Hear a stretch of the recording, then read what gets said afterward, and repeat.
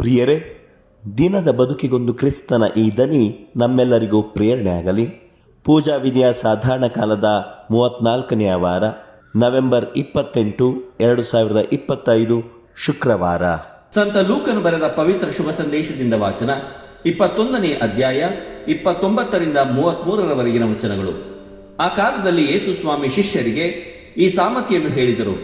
ಅಂಜೂರದ ಹಾಗೂ ಇತರ ಮರಗಳನ್ನು ಗಮನಿಸಿರಿ. ಅವುಗಳ ಎಲೆಗಳು ಚಿಗುರುತ್ತಲೇ ವಸಂತಕಾಲ ಆರಂಭಿಸಿತೆಂದು ನೀವೇ ಅರಿತುಕೊಳ್ಳುತ್ತೀರಿ. ಅಂತೆಯೇ ಇವೆಲ್ಲವೂ ಸಂಭವಿಸುವುದನ್ನು ನೋಡುವಾಗ ದೇವರ ಸಾಮ್ರಾಜ್ಯವು ಸಮೀಪಿಸಿತೆಂದು ತಿಳಿದುಕೊಳ್ಳಿರಿ. ಇವೆಲ್ಲ ಸಂಭವಿಸುವವರೆಗೆ ಈ ಪೀಳಿಗೆ ಗತಿಸಿ ಹೋಗದೆಂದು ಒತ್ತಿ ಹೇಳುತ್ತೇನೆ. ಭೂಮ್ಯಾಕಾಶಗಳು ಗತಿಸಿ ಹೋಗುತ್ತವೆ, ಆದರೆ ನನ್ನ ಮಾತುಗಳು ಶಾಶ್ವತವಾಗಿ ಉಳಿಯುತ್ತವೆ. ಪ್ರಭುವಿನ ಶುಭ ಸಂದೇಶ. ಕ್ರಿಸ್ತರೇ ನಿಮಗೆ ಸ್ತುತಿ ಸಲ್ಲಲಿ. ಚಿಂತನೆ: ಭರವಸೆ ಇಲ್ಲದಿರುವ ಜನರ ಮಧ್ಯೆ ಭರವಸೆಯಿಂದ ಜೀವಿಸಬೇಕು. ಪ್ರಭು ಯೇಸು ಕ್ರಿಸ್ತರಲ್ಲಿ ಆತ್ಮೀಯ ಸಹೋದರ ಸಹೋದರಿಯರೇ, ಅಂಜೂರದ ಮರದಿಂದ ಮುಂಜಾಗರೂಕತೆಯ ಹಾಗೂ ಯೇಸುವಿನ ಆಗಮನದ ಬಗ್ಗೆ ತಿಳಿಯಲು ಶಿಷ್ಯರಿಗೆ ಈ ಸಾಮರ್ಥ್ಯ ಮೂಲಕ ಕರೆ ನೀಡಲಾಗಿದೆ.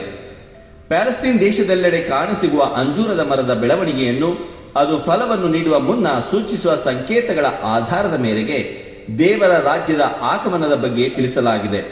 ಪ್ಯಾಲೆಸ್ತೈನ್ ದೇಶದಲ್ಲಿ ಚಳಿಗಾಲವು ಬಂದಾಗ ಎಲ್ಲ ಮರಗಳಲ್ಲಿ ಎಲೆಗಳಿರುತ್ತವೆ, ಆದರೆ ಅಂಜೂರದ ಮರದಲ್ಲಿ ಎಲೆಗಳೆಲ್ಲ ಉದುರಿ ಹೋಗುತ್ತವೆ.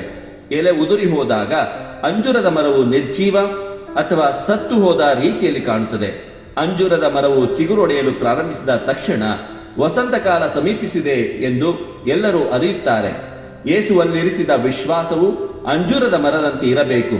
ಭರವಸೆ ಇಲ್ಲದಿರುವ ಜನರ ಮಧ್ಯೆ ಭರವಸೆಯಿಂದ ಜೀವಿಸಬೇಕು. ಯೇಸುವಿನ ವಾಕ್ಯಗಳು ದೇವರ ವಾಕ್ಯದಂತೆ ಎಂದಿಗೂ ಎಂದೆಂದಿಗೂ ಶಾಶ್ವತ ಜೀವ ಮತ್ತು ಭರವಸೆ ನೀಡುವ ವಾಕ್ಯಗಳಾಗಿವೆ. ದೇವರು ನಮ್ಮೆಲ್ಲರನ್ನು ಆಶೀರ್ವದಿಸಲಿ. ಇದು ಧ್ವನಿ ಮಾಧ್ಯಮ ಮನೆಯ ಕೊಡುಗೆ. ಧ್ವನಿ ವಂದನೆಯ ಸ್ವಾಮಿ ಶಾಂತಕುಮಾರ್ ಜೆ, ಬೆಂಗಳೂರು ಮಹಾಧರ್ಮ ಕ್ಷೇತ್ರ. ಪ್ರಿಯರೇ, ಈ ಚಾನೆಲ್ ಅನ್ನು ಸಬ್ಸ್ಕ್ರೈಬ್ ಮಾಡಿ ಪ್ರತಿದಿನ ದೇವರ ವಾಕ್ಯವನ್ನು ಆಲಿಸುತ್ತಾ ಅದನ್ನು ಇತರರೊಂದಿಗೆ ಹಂಚಿಕೊಳ್ಳಲು ನಮಗೆ ನೆರವಾಗಿರಿ. ಧನ್ಯವಾದಗಳು.